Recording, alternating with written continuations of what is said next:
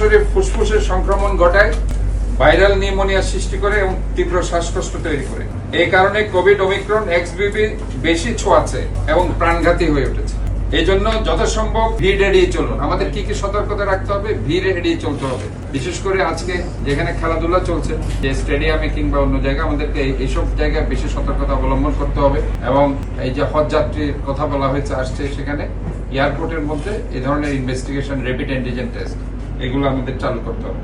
আর main হচ্ছে আমাদেরকে আতঙ্কিত হলে চলবে না, কারণ আগেও আমরা এগুলো ফেস করেছি। প্রথমে হয়তো আমাদেরকে ভয় পেয়েছিলাম 2020 সালে 21 সালে, কারণ প্রথমে আমরা এই ট্রিটমেন্ট গাইডলাইনটা আমরা দিতে পারি। ইনশাল্লাহ এখন আমরা যেহেতু নিউমোনিয়া হচ্ছে ফিচার্স, তাহলে নিউমোনিয়ার ব্যাপারে আমাদেরকে সবাই সতর্ক থেকে নিউমোনিয়ার গাইডলাইনে যদি আমরা চিকিৎসা করতে পারি, তাহলে আশা করি ইনশাল্লাহ আমরা, এবং এখানে অলরেডি এখানে আমাদের যে 4টি সংস্থা কাজ করছে এবং করবে, বিশেষ করে ডেডিকেটেড যে হসপিটাল, জেনারেল হসপিটাল, ওনারও অ্যাডমিনিস্ট্রেটর এখানে আছেন, সিভিল সার্জন আছেন, স্বাস্থ্য বিভাগীয় পরিচালকও আছেন, চড়া মেডিকেল কলেজের পরিচালকও আছেন। কাজে ওনারা ওনাদের বক্তব্য রেখেছেন। আমরা বলতে চাই যে আমরা ইনশাআল্লাহ আজকে এখানে বসার অর্থ হচ্ছে অত্যন্ত দ্রুত সময়ের মধ্যে আমাদের যেসব ব্যাপারে লেকিংস আছে সেগুলো আমরা ফুলফিল করব। এবং আমরা ইতিমধ্যে স্বাস্থ্য উপদেষ্টার পিএস এর সাথে কথা বলে এটা আমি কনফার্ম করে নিয়েছি যে একটা কমপ্লেইন এখানে ছিল যে স্বাস্থ্য পরিচালক চাইলে যে কোনো জায়গা থেকে ডাক্তার, স্পেশালাইজড ডক্টর এনে সেটাকে ইকুইপড করতে পারে। এই ব্যাপারে তারা সেখানে সম্মত হয়েছে এবং তারা অলরেডি একটা চিঠি অলরেডি দিয়েছে, বলেছে এই ব্যাপারে আমরা মানে পজিটিভ যে আমরা ইনশাআল্লাহ আমরা যে কোনো ডক্টরকে আমরা যে কোনো জায়গা থেকে এনে এই ডেডিকেটেড হসপিটালগুলোকে স্পেশালাইজড করতে পারি। তো এখানে আপনাদের আরেকটা জিনিস আমি বলতে চাই, সেটি হচ্ছে যে আমাদেরকে ইনভেস্টিগেশনের ব্যাপারে যে কোনো কারো যে কোনো সমস্যা হলে র্যাপিড অ্যান্টিজেন টেস্টটা করে ফেলাই আমার মনে হয় সবচেয়ে বেটার। তো আমরা যেটা চিন্তা করছি সেটা হচ্ছে, যেহেতু শনাক্ত হয়ে গেছে 3 জন এবং আমাদের অনেকে এখন ইন্ডিয়াতে আছে, চিটাগং এর অনেকে চিকিৎসার জন্য ইন্ডিয়াতে আছে, স্বাভাবিকভাবে অনেকে চিকিৎসার জন্য যায়।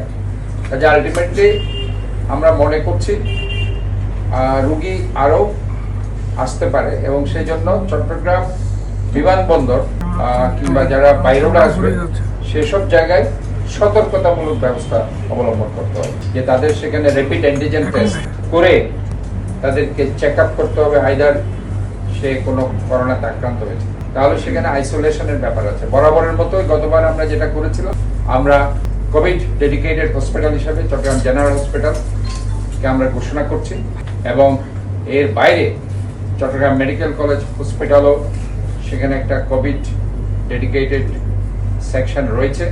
মেমন্টো হসপিটালকে আমরা ডেডিকেটেড, কাজ ওভারঅল এই হসপিটালগুলো আমরা এর জন্য রেখেছি।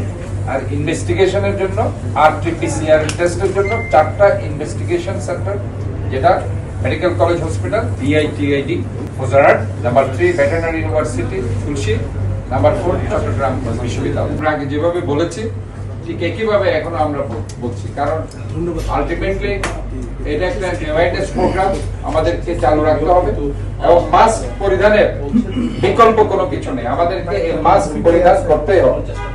কারণ এটা যেহেতু একটা আপনারা জানেন ছোঁয়াচে রোগ, এটা খুব সহজে আরেকজনের কাছে চলে যাচ্ছে।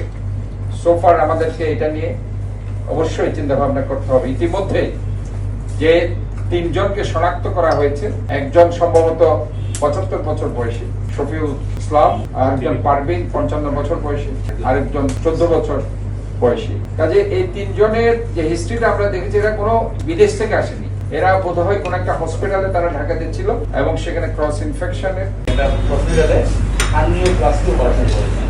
তারপরে উনি এই ভাইরাসের আসলে এটা বলা হচ্ছে নতুন একটা ভেরিয়েন্ট। এখানে আগের মতো জ্বর থাকবে না, কাশি থাকবে না। এখানে বলা হচ্ছে যে যেটা পাওয়া যাচ্ছে ম্যাক্সিমাম ক্ষেত্রে পাওয়া যাচ্ছে শরীরে ব্যথা, জয়েন্ট ব্যথা, দুর্বলতা এবং নিউমোনিয়া হয়ে যাচ্ছে এবং ফুসফুসের দ্রুত ছড়া যাচ্ছে, রোগী তাড়াতাড়ি খারাপ হয়ে যাচ্ছে। তো আমরা এখানে চট্টগ্রামে যাদেরকে পেয়েছি, আমরা একজনকে পেয়েছি শফিউল ইসলাম। উনি ঢাকা থেকে একটা অপারেশন করেছেন, অপারেশন করে চট্টগ্রামে আসছেন।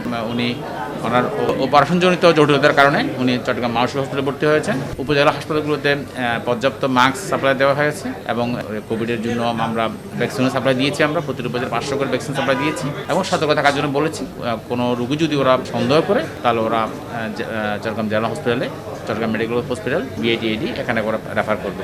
আমাদের কাছে যে র্যাপিড যে টেস্ট যেগুলো ছিল দ্রুত চলে আসবে, সেগুলো আগে ছিল সেগুলো সম্ভবত একটু এক্সপায়ার ডেটে আছে, সেগুলো আমাদের কাছে শনিবারের মধ্যে চলে আসবে, এটা আমাদেরকে আশ্বস্ত করা হয়েছে। আমরা নতুন কিট দিয়ে আমরা কাজ শুরু করতে পারবো।